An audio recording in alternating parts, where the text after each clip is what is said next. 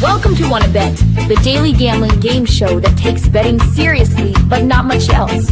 Get our favorite plays on the totals, sides, props, exotics, and futures to jump on now. So let's get it started with Jason and Ben. Let's get it started with Jason and Ben. Let's get it started with Jason and Ben. Subject som känner konstigt bara konstigt felina. Let's get it started with Jason and Ben. Let's get it started with Jason and Ben. It's crab cracking season, Beltway Ben. It's crab cracking season. Not full blown, I guess, but getting there. 80 degrees today, Beltway Ben. What do you think about that? Very happy. Glad we're past the cold. I want to join the ska band and either be like the dude, the hype man who used to just dance with the Mighty Mighty Boss Tones, or maybe I could play the crab mallets with the players band when they give us the humanized version of our AI theme song. What do you think about that, Beltway Ben? I'm not in the bands, but yeah, I'm excited for our. I'll be like the dude who just crushes the tambourine with the Brian Jonestown Massacre. You ever seen that guy? No. I have many times. They like to fist fight on the stage, the Brian Jonestown Massacre. Exciting. Yeah, it you never know what you're going to get. Well, you sometimes you do. Welcome to the show. We're going to give you our favorite plays in all the markets we're gambling in, and that's a lot. Covers a lot of ground. Overtime, we're going to have our first bets with a league that we monitored last year. Honestly, the show launched May 21st, so the UFL was already kind of in the middle of its maiden voyage, right? They had just sort of merged with the WW, whatever the Vince McMahon's league. Well, there was a lot going on, the Rocks League and all that stuff. But we do have some UFL. We've crunched enough numbers that we're going to talk some UFL in overtime, maybe have a play there. And there's a lot going on. It's an Ohtani day. Obviously, NBA props, we're always looking there. The NHL model, I'm in love with a model, keeps kicking ass. I wish I would have given out the McKinnon and -1.5 with Colorado. I thought about it. Colorado won 9-2, I think, over Calgary. So a lot going on, Beltway Ben. A lot going on. And I guess without further ado, we should let the people know how it went yesterday. It was a bounce back, a step in the right direction. Twins Royals, that was not sweaty in the least. We actually had that at an even better number in the Discord. Jackson Hayes got sweaty, although it shouldn't have. I told you I liked Rui for 10 rebounds, 10 points there as well if you wanted to parlay that. And if you wanted to parlay Jackson Hayes 10 or more points, I like that as well.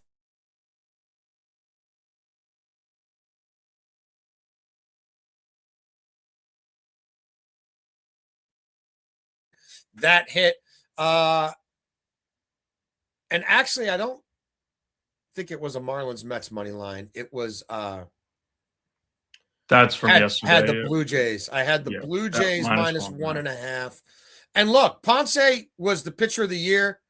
And was it the KBO? They signed him to a 3-year deal. He was presenting himself really well. He fell off the mound, Beltway Ben. I don't know if you saw this. He fell. He took a tumble. I watched the game. He tried to throw the ball, I think, because there was a runner on second. He was worried about the balk. And then one pitch later, he's out of the game and maybe out for quite some time. They're calling it a knee. It looked like an Achilles. Either way, it became a bullpen game for Toronto, and Toronto got shelled. Now, would they have won the game if Ponce stays in? I don't know. But him leaving the way he did was not good news. So that hurt. The Vegas Golden Knights covered for us. They did not cover in the first period. They had plenty of chances. They gave up an odd man rush goal against the run of play late in the first period. So the first period didn't cash. But all in all, a nice bounce back night for us. Beltway Ben, LeBron. Yeah, we cashed LeBron here. We also cashed a triple-double on the Discord, which I told you guys it might be on. Saw the first few minutes, and then we jumped on a triple-double and cashed on the Discord. We had a really, really good night live betting in the Discord. MLB brought me down a bit yesterday. DeAndre Ayton scoring 2 points in the first quarter did as well. He didn't play the fourth quarter, but the second and third quarter, he was great scoring the basketball. That's all we got from him, though. Dalton Varsho, that was bad. He didn't look good. Sagano somehow shut that lineup down. Yeah. I couldn't believe it. Springer was the guy to go yard. I figured it would be somebody. Even in Sagano's greatest starts, he's going to give up a home run. unfortunately, it couldn't be Varsho. And it wasn't even good contact, really. I mean, he grounded out to first pretty hard. Yeah. Outside of that, he didn't look great. And then he gets pinch hit for, or they put in a fielder for him late in the game because they were getting blown out when most of the damage was done. We were on Austin Hayes over 1.5. And if anybody's been tailing my 1.5 hits, runs, and RBIs, some people like better value and take home runs. Mm-hmm. A lot of the hits, runs, RBIs guys have been hitting home runs for us here. So good call there. But we were down, a little over a unit. Was not a great night for me. Yeah. I like the under in that Pirates-Reds game as well and wish I had given it out. You mentioned the Discord, Beltway Ben. Let everybody know $1.06 a day. We are in there all the time. Live bets. Soon be giving somebody $50 for winning the bracket challenge, which is on. And we'll do more of that. Yep. And yeah, live bets, anything you guys have questions about, whatever. Some people asking us about golf. We're not huge golf people. We actually will discuss that later in the week in overtime, but we can steer you in the right direction. So we will try to give you your $1.06 a day in value. All right, Beltway Ben, I guess it's time to get into these here bets for today. I'm going to start in first down in the NBA. I think the Houston Rockets are winning tonight. This is -108. It may move a little bit, but it will move between now and tip off. I don't know exactly where it's going, but I think the Rockets beat the Knicks tonight. Both these teams kind of janky, a little bit fugazi. The Knicks usually take care of business at home. On the road, not so great. I'm looking at a Houston team that's won 7 of their last 10 at home. A Houston team that has had their share of hiccups, but it's usually against lesser teams. This is one I think they'll be up for. They might convince themselves. It's even an NBA Finals preview. New York, a lot of the advanced numbers fancy their defense. I watch the Knicks play a lot. I really don't still truly fancy the Knicks defense. I don't love the Knicks on the road. And when you look at the Knicks recently on the road, ugly against the Clippers, ugly against the Lakers. They beat up on Utah. Everybody's beating up on Utah. But I like Houston here at home to get the job done. And then we're on Denny Avia tonight again. A lot of different ways I thought about playing this in a big, big game for Portland tonight. It's the Clippers. Clippers are much improved. But if you look at the Clippers against guys with some size who distribute the basketball as well as score it, there's been a lot of double-doubles lately, and there's been a lot of flirting with triple-doubles lately. Beltway Ben, a lot of flirting with triple-doubles lately against the Clippers. But, you're looking at Flagg, you're looking at Barnes. They did this. You're looking at Denny the last time he faced the Clippers, 29-9-9. The earlier matchup with the Clippers before that, 23-7-5. I'm looking at Giddey, right? We were on Giddey for the triple-double against the Clippers a couple of weeks back. That hit. Castle had 23-7-8 against them.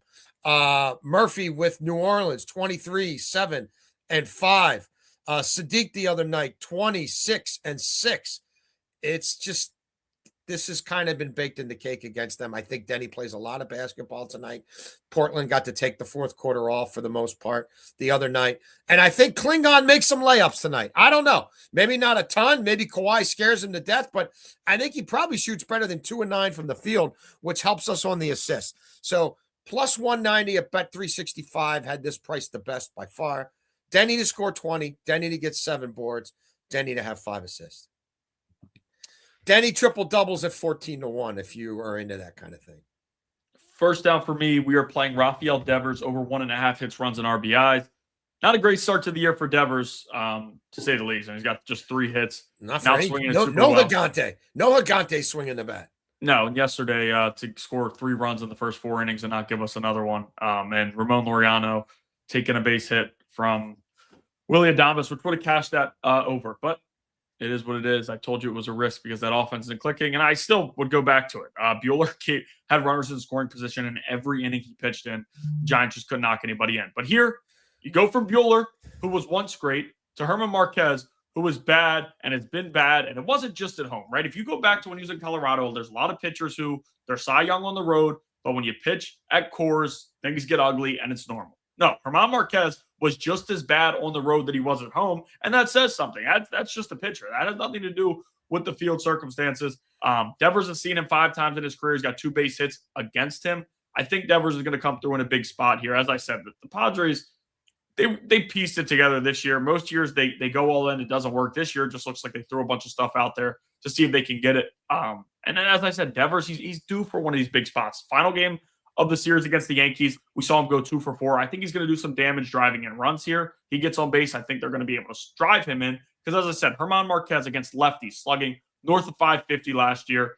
Continued in spring training. Again, I don't take too much stock in spring training stuff, but when you have a guy who sucks in the regular season, sucks in spring training, usually nothing changes. So I think Devers could get into one tonight. Wouldn't surprise me to see him put one out, as German Marquez has always struggled giving up the long ball. Devers is a dude. We know the damage he can do. We know right field in San Diego how that plays. So I like Devers over 1.5 hits, runs, and RBIs at -118. Damage. Let's do some damage. Stay in the MLB, Beltway Ben. First 3 unders. It's one of my favorite things to play. Do a lot of work in it. I don't want to go crazy in those markets this early in the season, but I did like the under in between these teams again the other night. It hit. This is Houston, not the Reds. Yeah, let me change that. That's on me. I probably sent it in wrong. Yeah, I think you sent the Reds, but I probably did Reds and Red Sox. It's Boston and Houston. It's Hunter Brown and Brian Bayo, and we're going to go under 2.5 runs in the first 3 innings. Hunter Brown, 2 appearances against Boston. He's been great. 6 2/3, 1 earned, 7 innings pitched in the other, 1 earned. Hunter Brown at home last season, Beltway Ben, in the first 3 innings. First time through the lineup. 2.79 ERA. The league hit 181 off him. Got on base 25% of the time and slugged just 342. We're talking like a 620 OPS.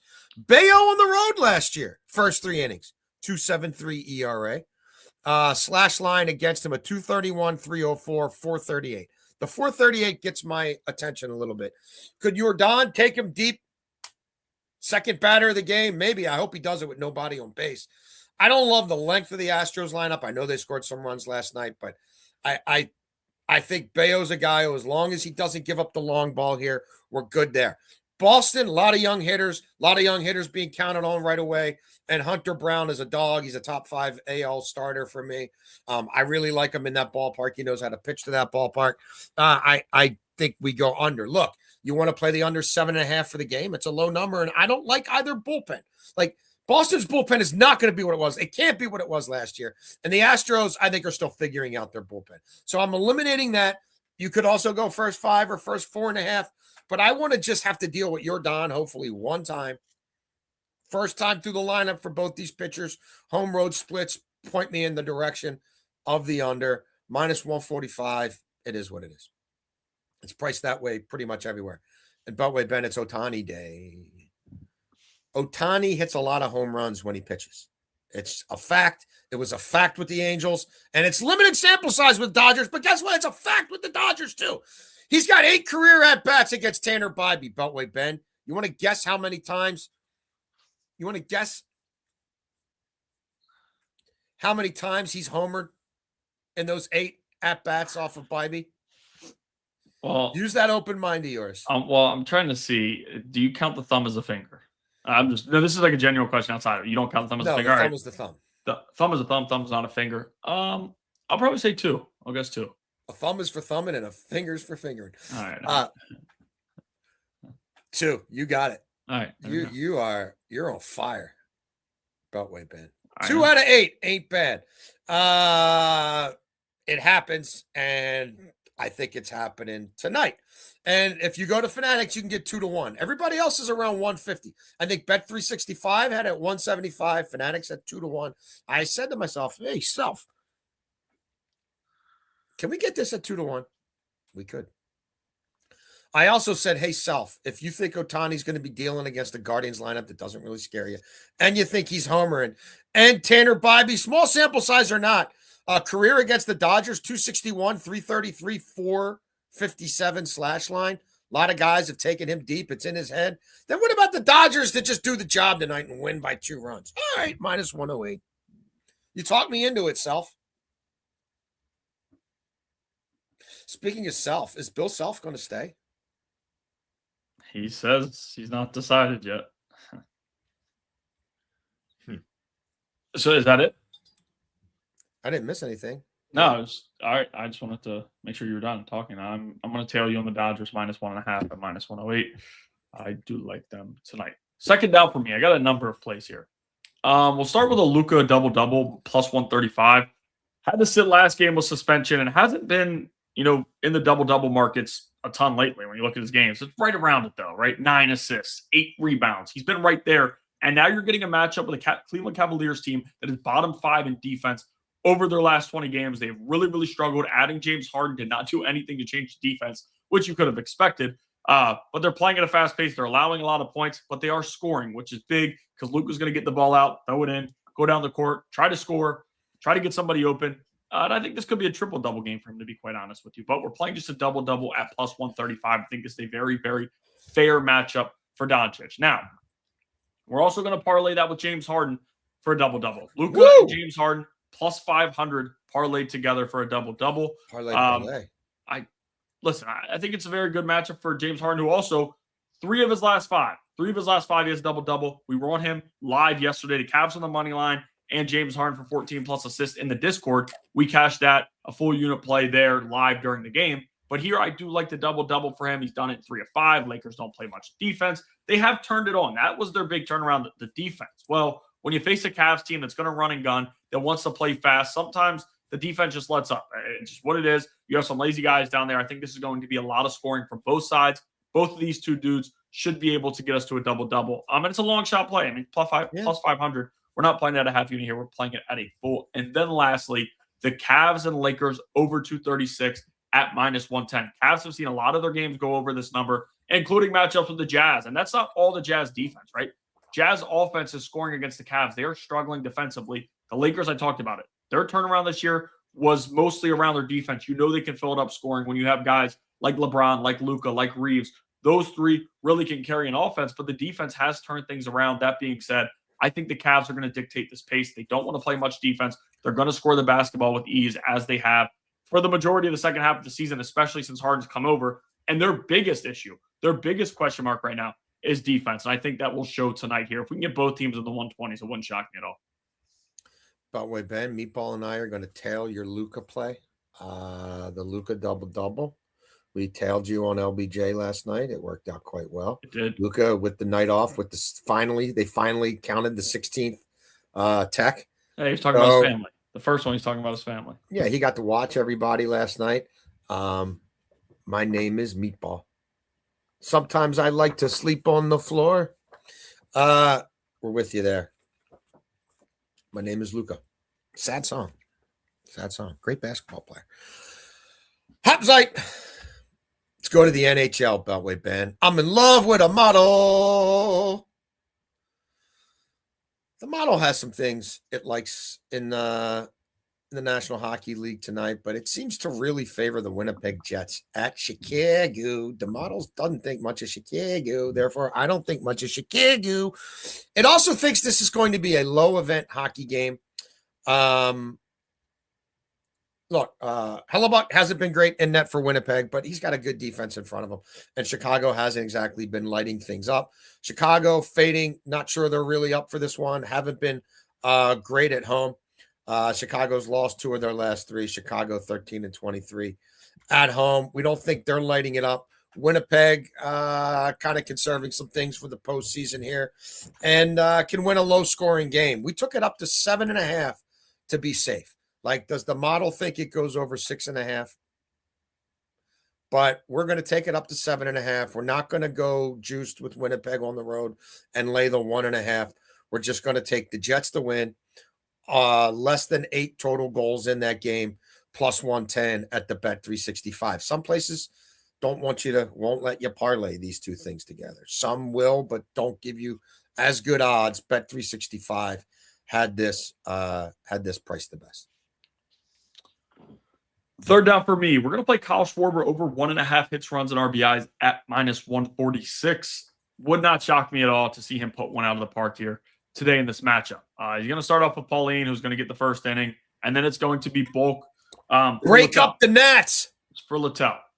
Littell's going to get a long run here, and Littell has been good numbers-wise, but home runs is not. He gives up a lot of long balls, some solo shots, and Kyle Schwarber is the exact guy to do that type of damage. We know the Phillies crowd is booing, has been frustrated with all of them, and there's a lot of frustration there. Schwarber signed a big contract to stay in Philly, right? He had offers from elsewhere, matching, maybe even a little bit more, but he decided to stay in Philly, and he has not been able to get going just yet. I do think Littell, with how he is and how things have gone for him, is the perfect matchup for him to break out of the little slump he's in early in the season. If you've noticed, we're attacking a lot of guys that haven't really broke out yet because they're due, and it's early in the MLB season, and it's rare to see one of the best power bats in the MLB go 5 or 6 straight games to start the year without a home run. He's going to break out of it, and even he could do it in the first inning against Pauline, to be completely honest with you. Schwarber has had better power numbers against lefties than he has against righties. I know that's the lefty specialist, and you're going to get Harper.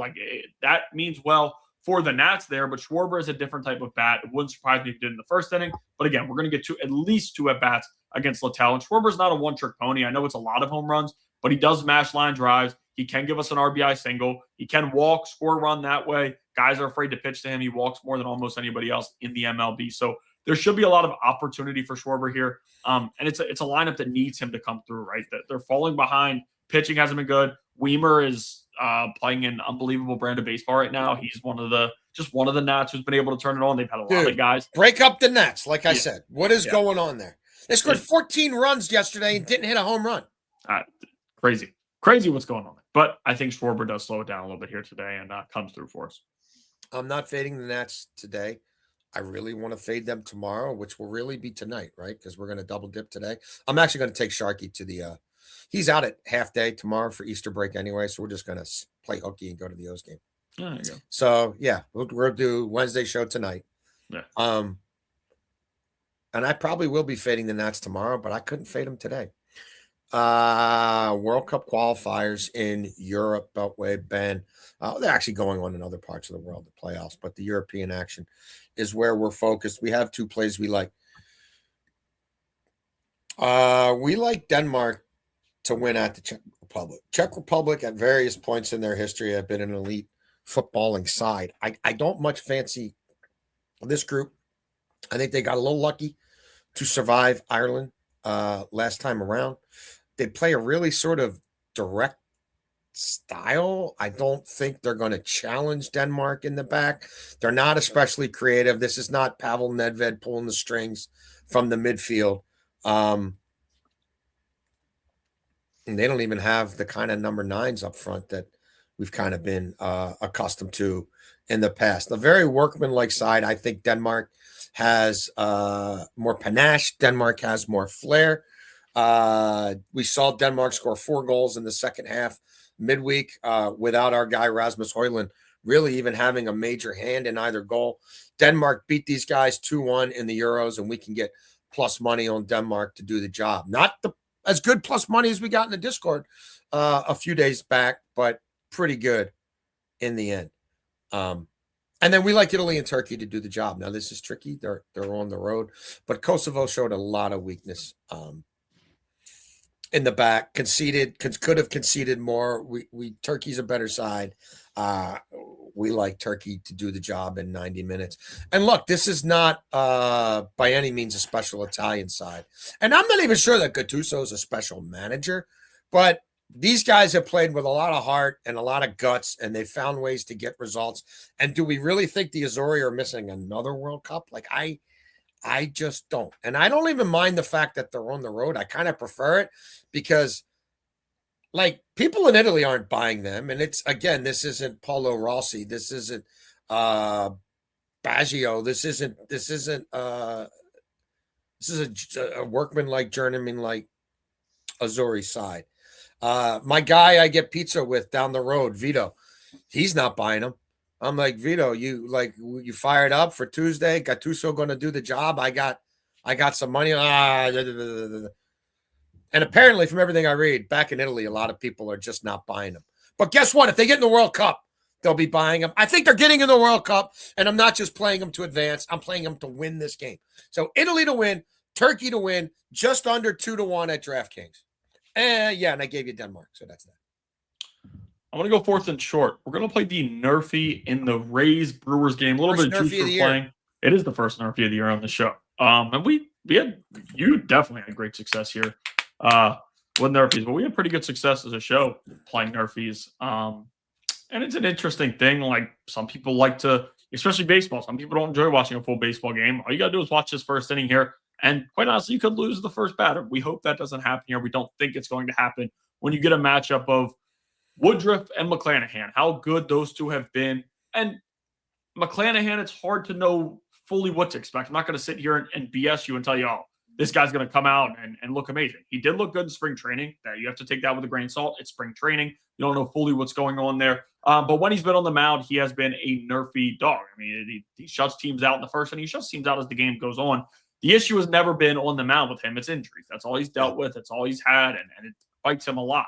But I do think he'll be able to shut this Brewers lineup down, who also, let me remind you, is without Churio, which is a pretty big impact, or has a pretty big impact on this lineup, especially in a first inning when we're talking about running a first inning of a scoreless inning. And then Woodruff, he's a vet. He's a dog. When he's on the mound, we just talked about the injuries that McClanahan's dealt with. Woodruff on the mound has been amazing too. He just can't stay healthy. I think both these guys will be just fine in the first inning. The Rays lineup really doesn't have a ton of scary bats early. Yandy Diaz is always getting on base a ton. Yandy's about it. Like, I'm not too worried there. So early in the year, I know I've seen haven't played any, but I've been seeing a lot of NRFIs have been having some success. Hopefully that can continue here in this matchup here with the Rays and the Brewers. So the Rays Brewers NRFI minus 145.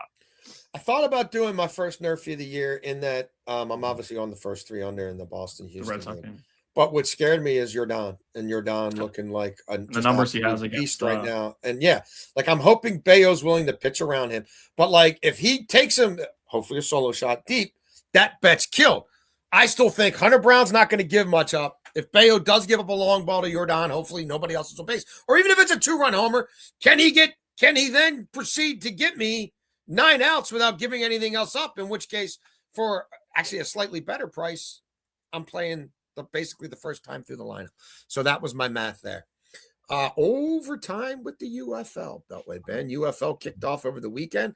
Probably got lost in the wash for a lot of people, frankly, because it's the first weekend of Major League Baseball. We've got the Sweet 16 whittled down to the Final Four.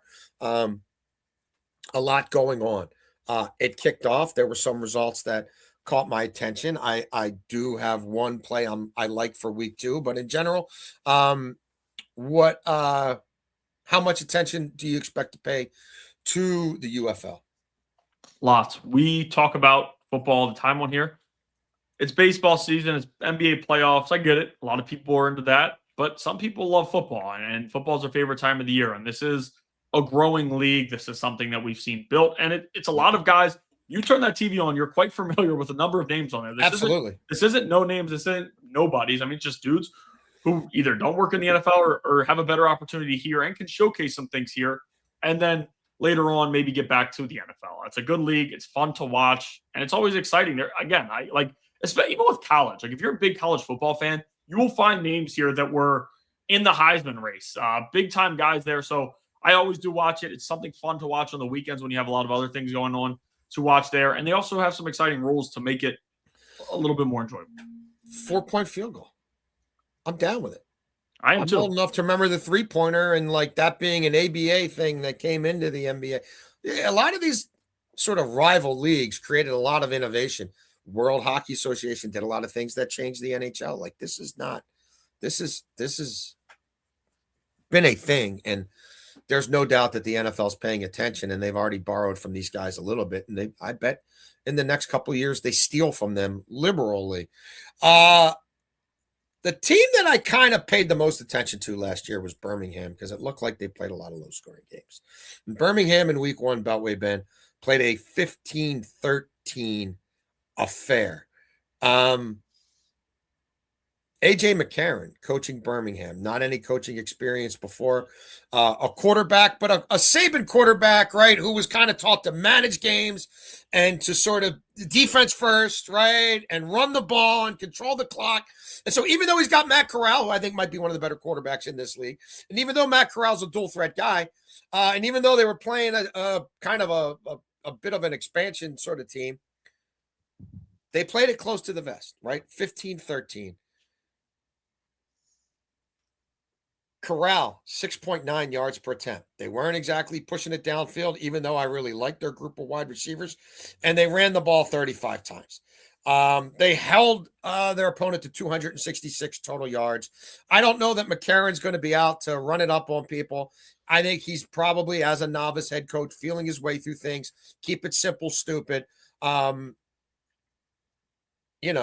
Houston, I don't know. Houston scored 17 points last week. They gave up 36, but I don't know that Birmingham scoring 30-some points on them here.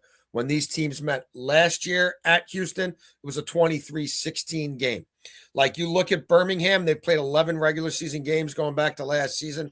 They've scored those games that produced 45 points or more just 3 times, Beltway Ben. This 44.5 is the biggest number on the board.